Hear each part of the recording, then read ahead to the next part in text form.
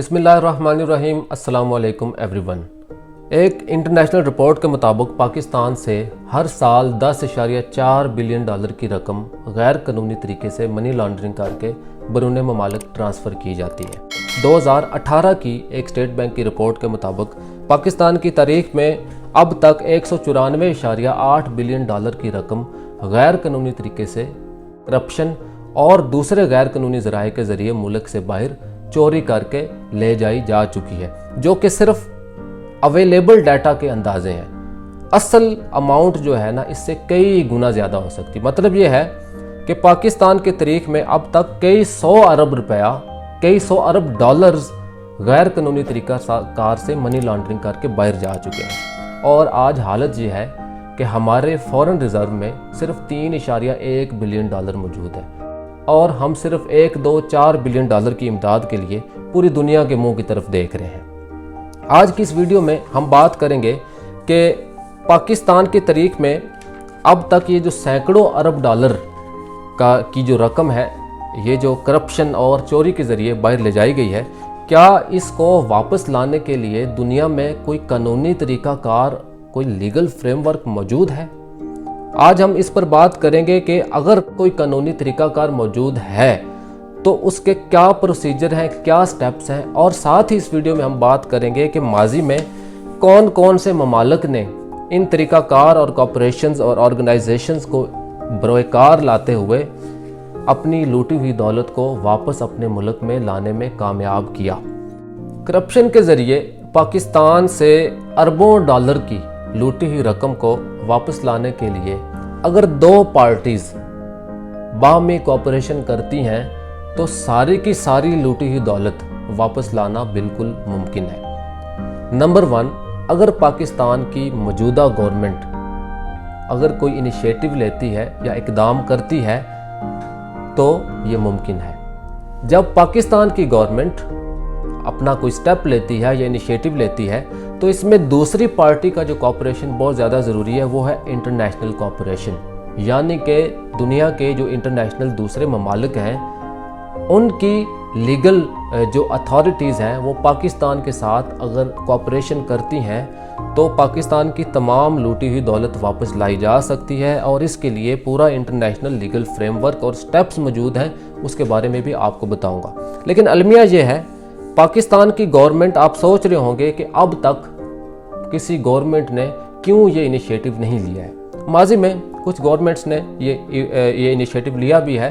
ख़ास तौर पर 2019 में इमरान खान की हुकूमत में national crime agency of UK, 2019 में यूके की नेशनल क्राइम एजेंसी और उनकी गवर्नमेंट के तामन से 100 मिलियन डॉलर के गैर कानूनी तरीक़ा से मनी लॉन्डर के ज़रिए जो रकम बाहर ले जाई गई थी, उसके एहसास से ज़ब्त करके पाकिस्तान को वापस किए गए थे, जो कि एक पाकिस्तानी नेशनल आदमी के थे।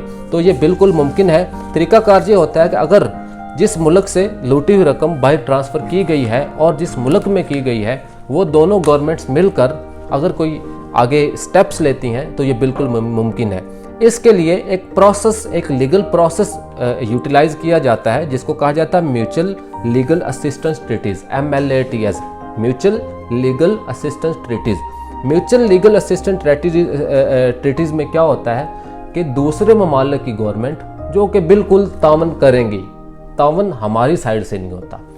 देखें, अगर चोर खुद ही अपनी इन्वेस्टिगेशन करवाएगा तो ज़रूर पकड़ा जाएगा, इसलिए हमारे मुल्क से किसी किस्म का कोई इनिशिएटिव नहीं लिया जाता।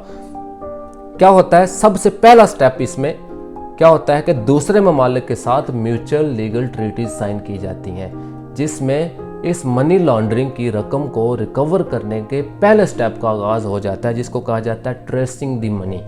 ट्रेसिंग द मनी में क्या होता है कि उस मुल्क की गवर्नमेंट, उसकी लीगल अथॉरिटीज़ और उसकी इन्वेस्टिगेशन एजेंसीज जो होती हैं, असासों को, पैसों को लिक्विड कैश की सूरत में हो, माल की सूरत में हो या किसी भी सूरत में हो, उसको ट्रेस करने में, आइडेंटिफाई करने में, स्पॉट करने में और उसकी ट्रेल को डिस्कवर करने में पाकिस्तानी गवर्नमेंट के साथ भरपूर तावन करती है।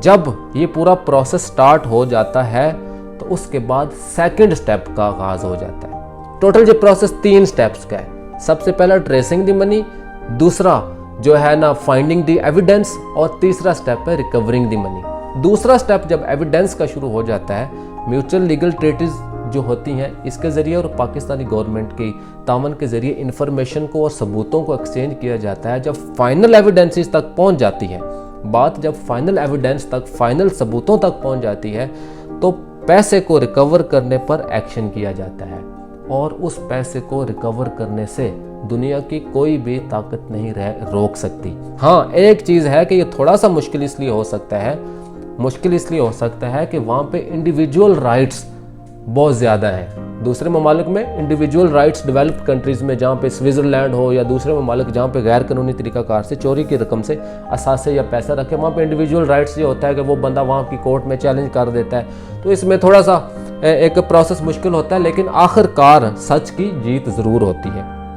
तो रिकवर करने के लिए क्या किया जाता है, तो वो गवर्नमेंट वहाँ पर जो असासे हों उनको ज़ब्त कर लेती है, जो पैसा हो या जो वसाइल हों, मज़ीद जो गैर कानूनी रकम से लिए गए उनको ज़ब्त कर लेती है, जो बैंक अकाउंट्स हों उनको फ्रीज़ कर लेती है, और टोटल रकम जिस मुल्क से बिलोंग करती हो उसको वापस दी जाती है। और हाँ, इसके लिए एक बेहतरीन यूनाइटेड नेशन का भी प्रॉपर एक लीगल फ्रेमवर्क और प्रोसेस मौजूद है।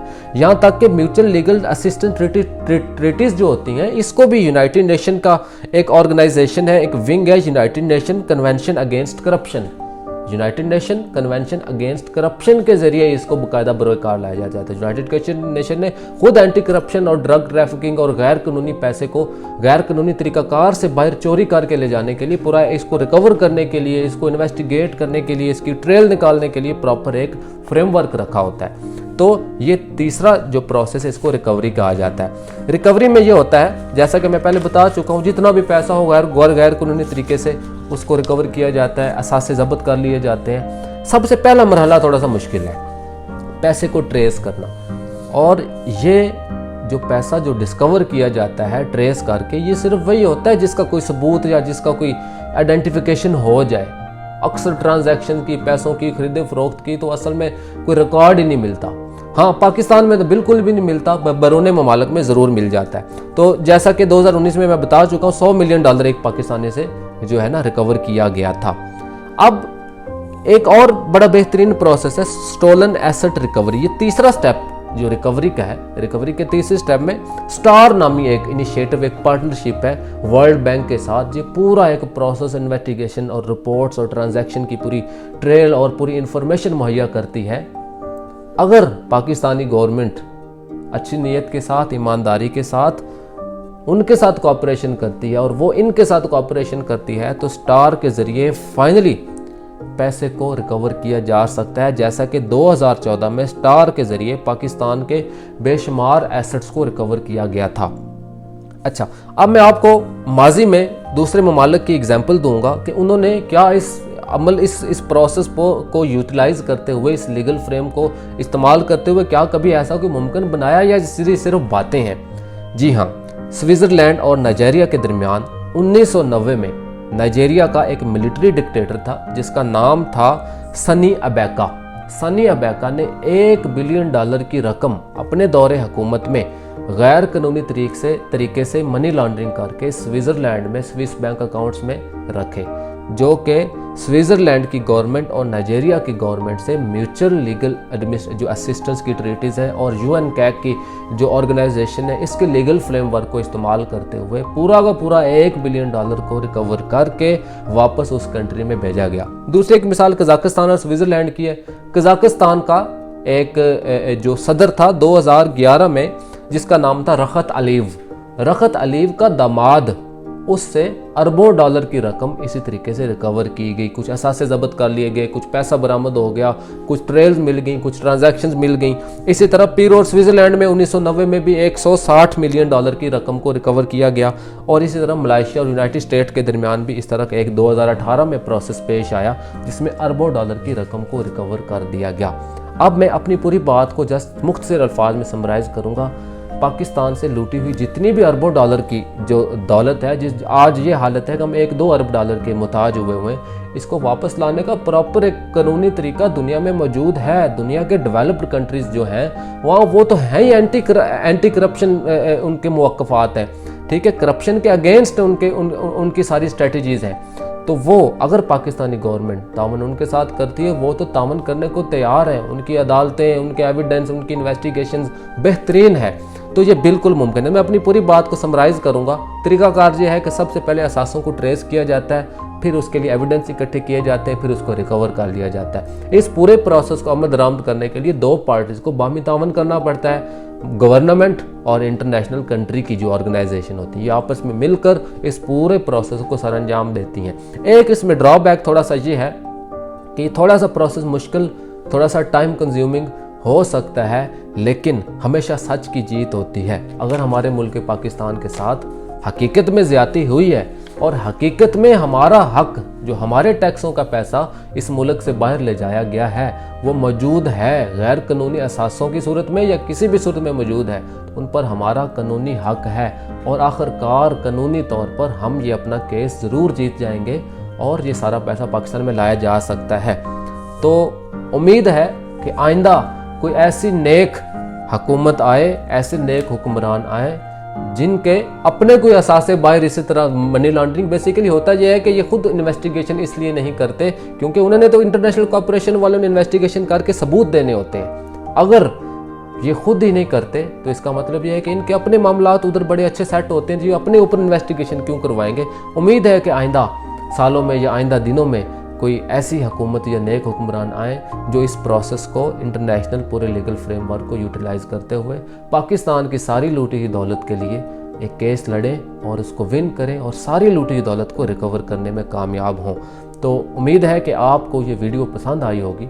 अगर आपको ये वीडियो अच्छी लगी है तो इसको लाइक करें, चैनल को सब्सक्राइब करें और अपने दोस्तों के साथ भी इसको शेयर कर सकते हैं। बेल के आइकॉन पर क्लिक करना नहीं भूलना आपने।